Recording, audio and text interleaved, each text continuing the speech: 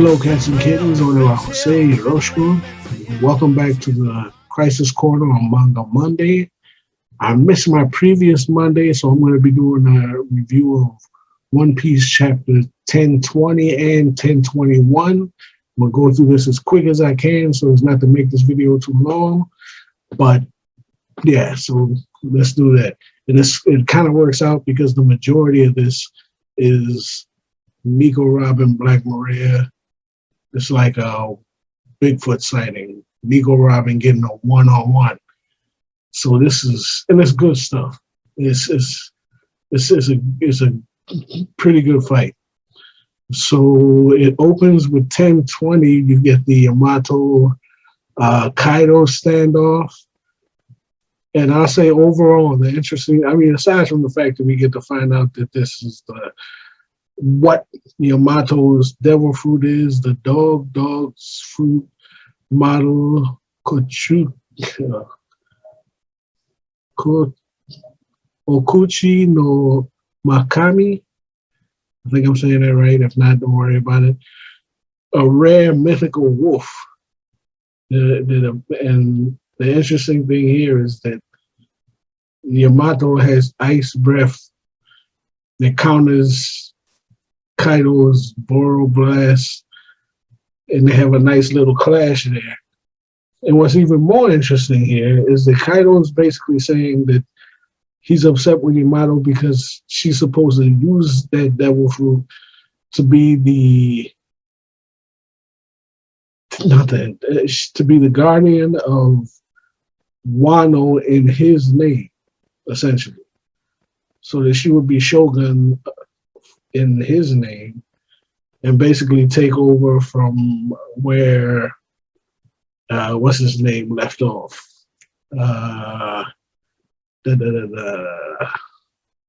Orochi. Now, and then Yamato basically makes a statement that she's going to free the country as opposed to keeping it enslaved as a weapons factory under Kaido. This kind of throws a monkey wrench into a couple of things. The Yamato for Nakama deal, and that for some reason, I think this kind of takes her out of the running for Nakama because she's kind of bound to the country. I mean, if she's about taking care of Wano and liberating it in Odin's name, why would she go running off somewhere with those straw hats? As opposed to staying there, probably with Momonosuke and ruling over the country and keeping it safe. So at this point, I'm taking her kind of off of the board. It's just in my mind. It kind of takes her off the board for Nakama. And my wild card for Nakama, I'm gonna give you a wild card, which would be very weird, but yeah. Matter of fact, I'm not even gonna bring that up yet. Anyway, that's the interesting thing that I found about that, about the opening fight, Yamato and Kaido. Then that quickly brings us into Nico Robin and Black Maria. And I gotta say, Black Maria's devil fruit is so broken, it's ridiculous. Apparently, and I'm pretty sure this is her doing, she's able to use hallucinations, some kind of mist that causes hallucinations in a person's mind. What did she eat anyway? What kind of devil fruit did she eat? In the next battle, we're going to see even more ridiculous, powers that she has. But, spiderweb stuff I see, but the rest of this is ridiculous. Anyway, so, maybe there's some spiders that can make you hallucinate with their venom. I don't know. Anyway, but she casts these illusions, or this causes people to hallucinate, so to the point where Nico Robin thinks that she sees her old friends and family and so forth, but she's not really under the spell. So she wakes up and then beats, slaps around the underlings that were about to kill her had she come close enough to them, So again, that's just illustrating how broken Maria's devil fruit is. And she commenced to chasing them down, and that one noodle, whatever, one noodle pug smile fruit thingy that's running around in her staff. And apparently, that's causing the flames that comes out of it. So while Maria's chasing Brooke and Nico Robin, she's setting fire to things and so forth. Brooke basically dispatches the pug fellow inside the wand by freezing it, sucking the life out of it, based on his his not soul, that's a big mouth. His devil fruit, because it gives him some dominion over souls, however that works. So he basically freezes it. So the fire is off the table. And all the while, in Black Maria's trash talking, which is the downfall of all of the Kaido pirates up until this point. They keep talking trash and they get beat down. It seems to be some kind of theme with them, which is not completely, it makes sense because Kaido's thing is breaking people's spirits.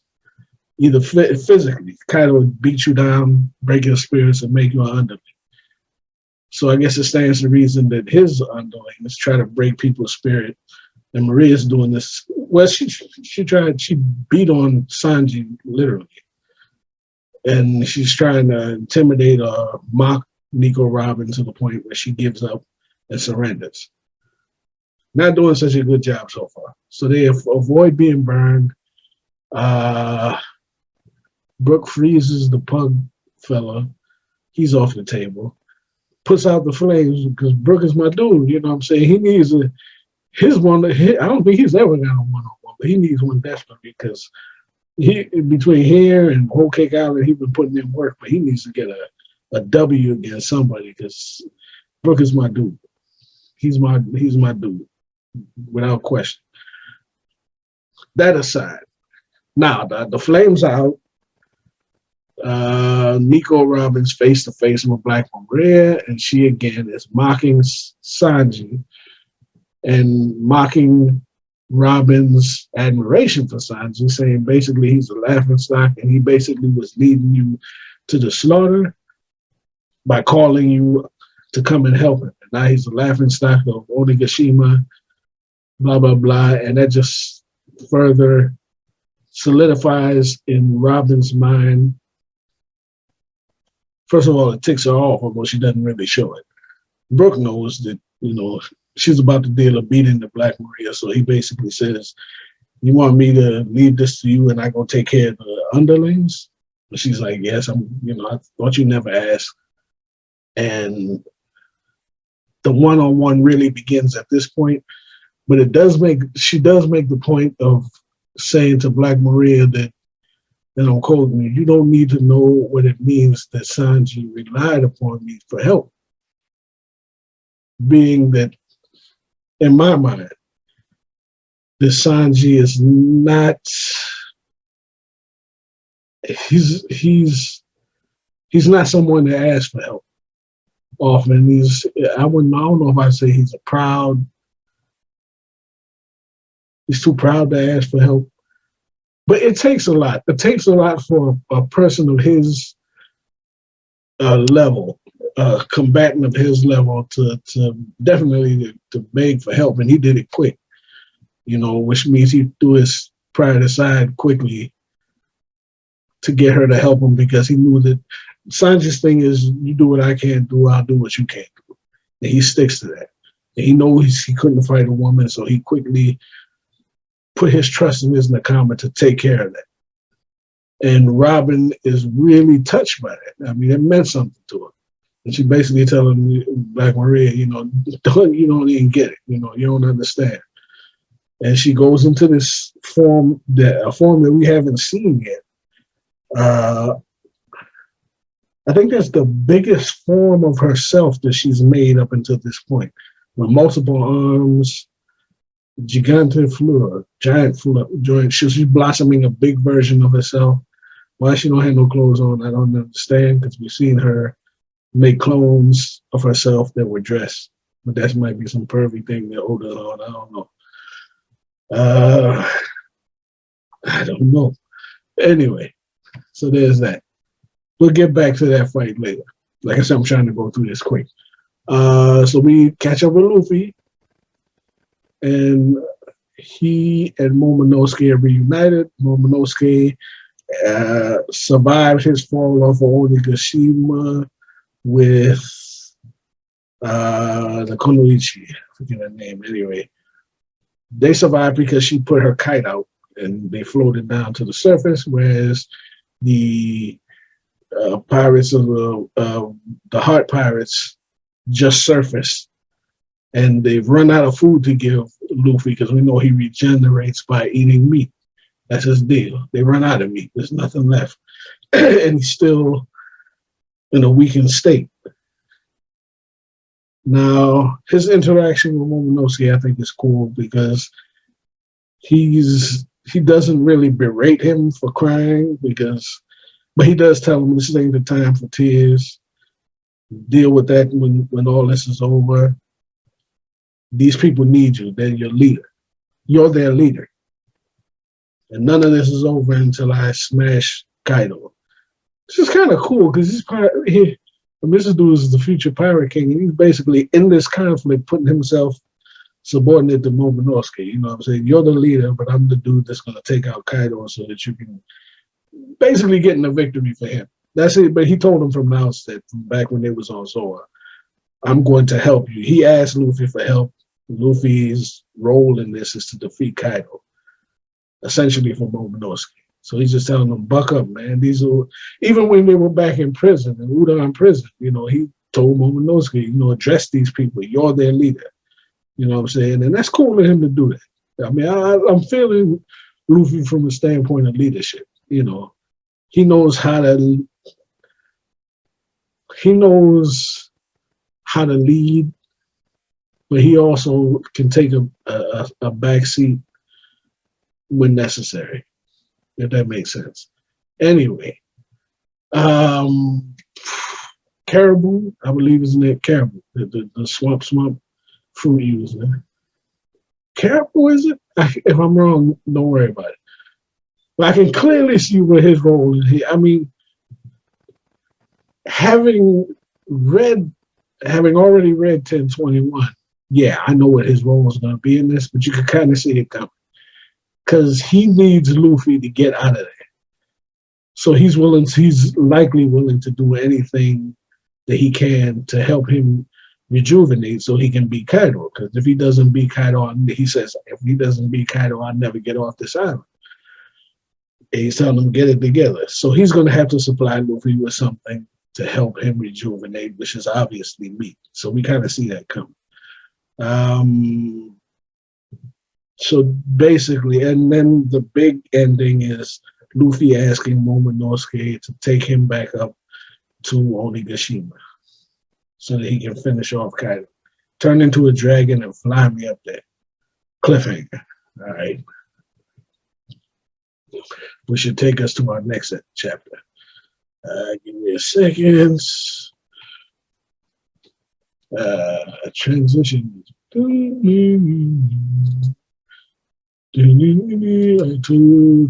1021. The battle continues. The first 1020 was Nico Robin versus Black Maria title. The second one is Demonio. Yeah. Which is basically demon. We'll get into that in a second. Now we rejoin the battle. Robin uses a technique that we haven't seen before, where she's grown a big, for some reason, naked version of herself. Not naked, absolutely. The private parts are shaded in, but whatever. Why she didn't have clothes, I don't know. I guess that's some pervy thing the oldest on. Anyway, So she got multiple hands to strike, and she's trying to get a clutch on, apparently, as we find out later, which I hadn't really thought of before, but her Nico Robbins thing is grappling techniques, clutch. So you assume that her idea here is to grab Black Maria and just put it to the clutch.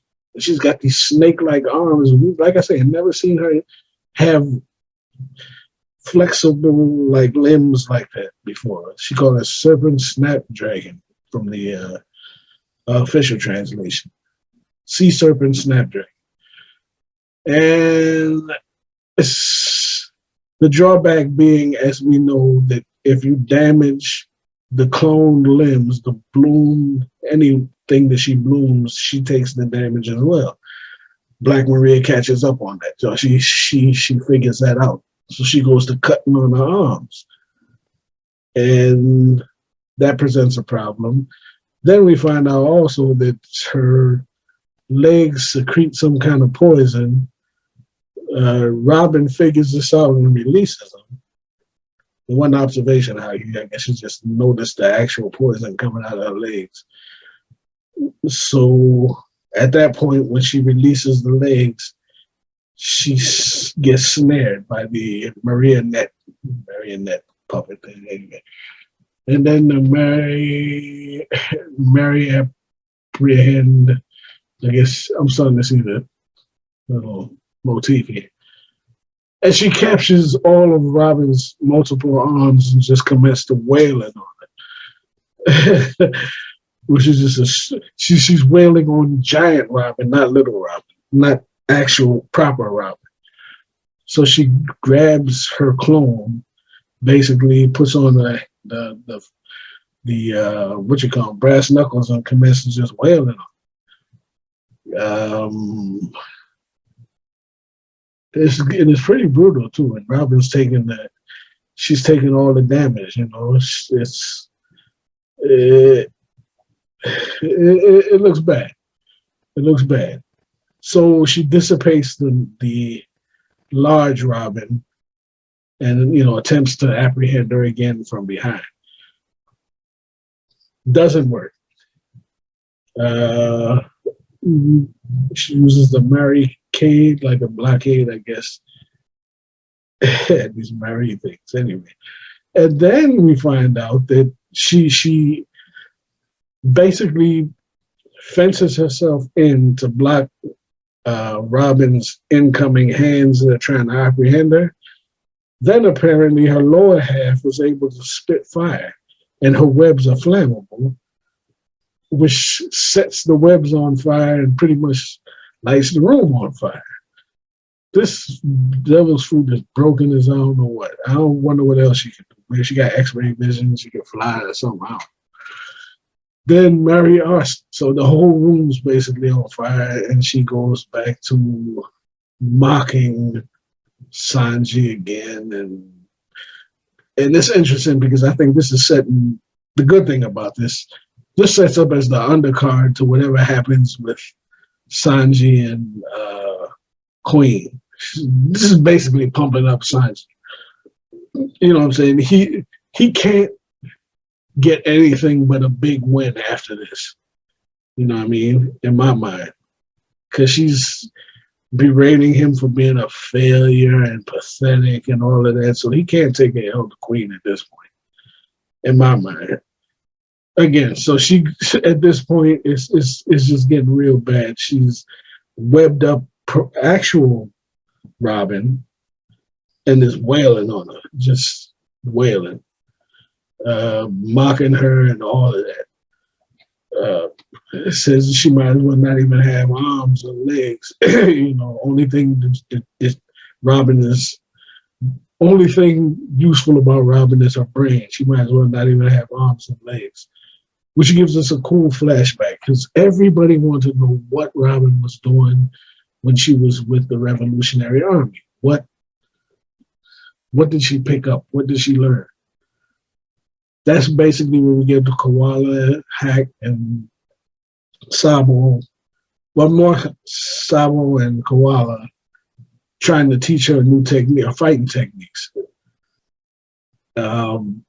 Basically, Koala saying she ought to know how to throw a punch, and I guess for some reason it never occurred to me that she doesn't. She's never thrown a punch. I mean, yeah, she always slaps and clutches people. I didn't know that she was even opposed to throwing a punch, but whatever. So she's going to teach. Koala wants to teach her a palm strike, and Sabo was going to teach her the dragon claw fist. Robin basically agrees to learn how to throw this palm strike, which apparently she'd already used or when they were on the way to Fistman Island to keep the Sunny from running into a cliff, an underground cliff of some sort. She used the palm strike to keep them from hitting the cliff, which was a nice time. So apparently she learned this. It's a fishman karate palm strike, which she then uses to collapse the ceiling and put out the flames, which is all the flames that are going on in the room around, which is very ingenuitive. And it also, rebuts Black Maria's mocking her, basically saying, oh, what, do you need your skeleton guy to come in and save you again to put out the flames? She took care of it. She did it herself. From there, we get the big reveal, and what a lot of people are trying to figure out is when Robin transforms into her, I guess, demon form, which is totally black, which suggests in my mind Haki. And it's actually bigger than Black Maria, and she's pretty big. Black Maria is very big. Actually, she's the biggest of the Toby Ropo. I mean, she's rivaling Kaido, I think. And from here, it's quick work. I mean, it's quick work. She's got Maria on her heels, and she's terrified at this point. She tries to actually escape, but there's no escape.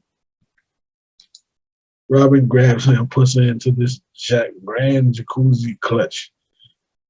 And it's so bad. The clutch is so bad, which her subordinates are like, huh? What was that awful sound? And who made that scream?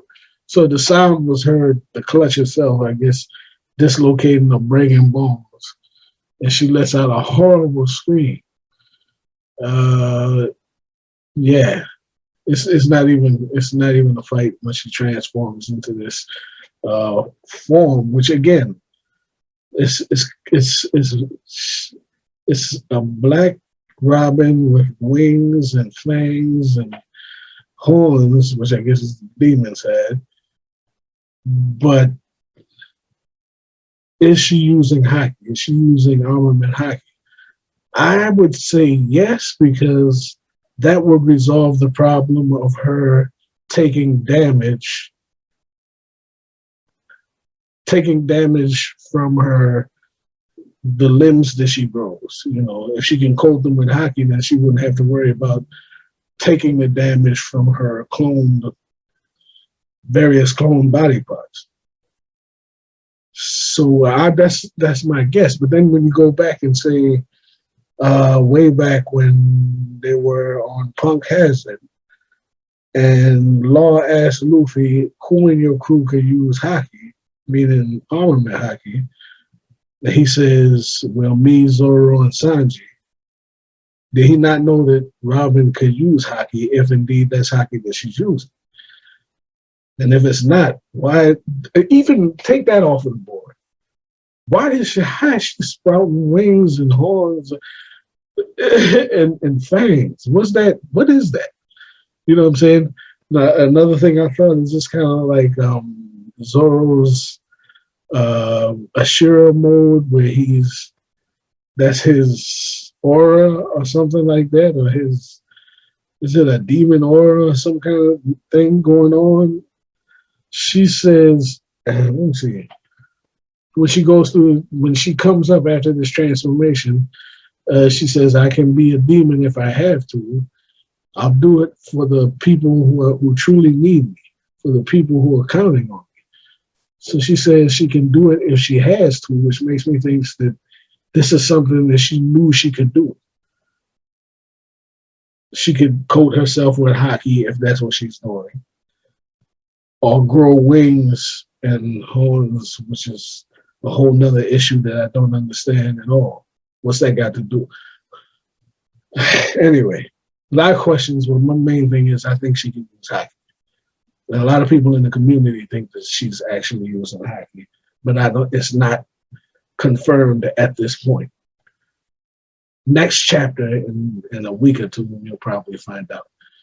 So she dispatches Black Mariah. That's it. It looks like she's done.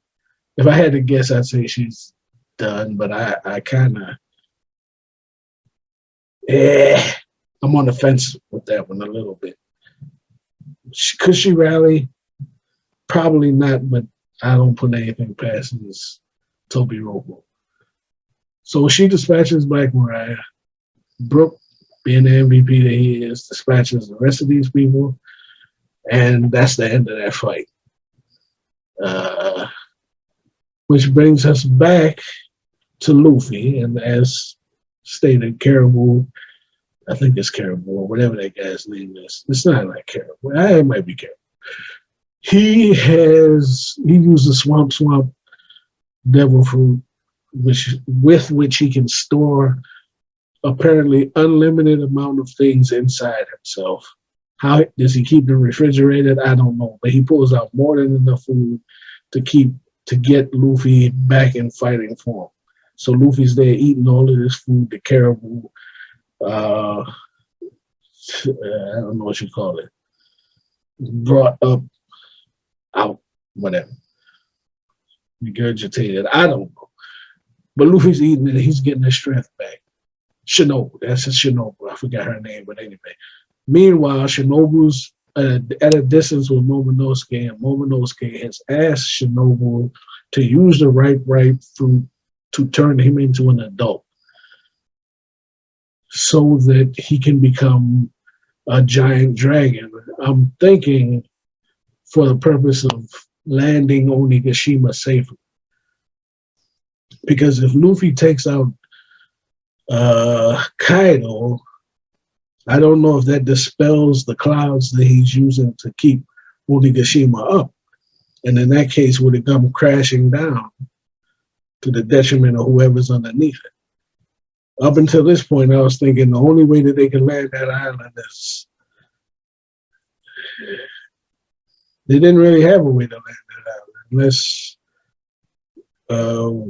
what's the admiral? Fujitora shows up out of the blue and lands it. Otherwise, it's got to come down somehow. So I'm thinking but Shinobu tells him, I can aid you up, but I can't aid you back down, and you just be a little kid in a big man's body. Okay. Now, unless Julie Ribani comes out of nowhere, just like Fujitora, in some way ages him back, but I don't know if she can counteract Shinobu's jutsu, devil fruit. I don't know. But it actually is a very, very courageous thing that Momonosuke is saying. I mean, it's kind of like giving up years of your life or something like that. But he's doing it so that he can help save his people. Which again makes me think that Momonosuke and Yamato are going to stay in Onigashima. And I'm going to go ahead and say it. I think Caribou might wind up being the count. That would be funny as I don't know what. Caribou for the count. Caribou for the count. If I got his name right. The Swamp Batman. Yeah. That would be awesome. Anyway. Oh, and another thing. Once Black Mariah is put down, we get a panel of the little I forget what they call the little thingies with the little eye on their piece of paper on their front of their faces. They basically go around and act as like send messages to various people. I think that's good. I think the result of that fight is going to Queen. And that's going to somehow factor into Queen and Sanji's fight, almost like a continuation. That's just something on the top of my head. But for some reason, I think that information is going to Queen. And either they're going to send somebody there to get Robin now that she's in a weakened state and Brooke's going to have to defend her, or that information is just going to be, it's going to come up in Queen's fight with Sanji, and he's going to level up basically on hearing that, you know, Nico Robin stood up for him and all of that good stuff. But I think it's going somewhere. It's going. I don't think that information is going to Kaido because he got problems of his own. Yeah. So either somebody's going to come in and try to get Nico Robin, or it's just going to go to Queen and it's going to factor into his fight with Sanji. That's my guess. But that's my impressions of One Piece chapters 10, 20, and 10, 21. Fantastic fight. I'm glad to see that Nico Robin's new techniques are out. I don't know what they mean. I don't know if she was in hockey. I don't know why she got wings and a horn. I don't know. But it looks cool, and it was a cool fight. And now we get to see if Momonosuke is going to get aged into a man and what that's going to be like. So that's it. We're off next week, so I'm gonna come up with. I'm gonna hopefully get Dave back on here and do the our power. Do our list of strongest characters for content in this Void week. That's it. Well, Manga Monday's over. Hope you enjoyed it. Until next time, stay loose.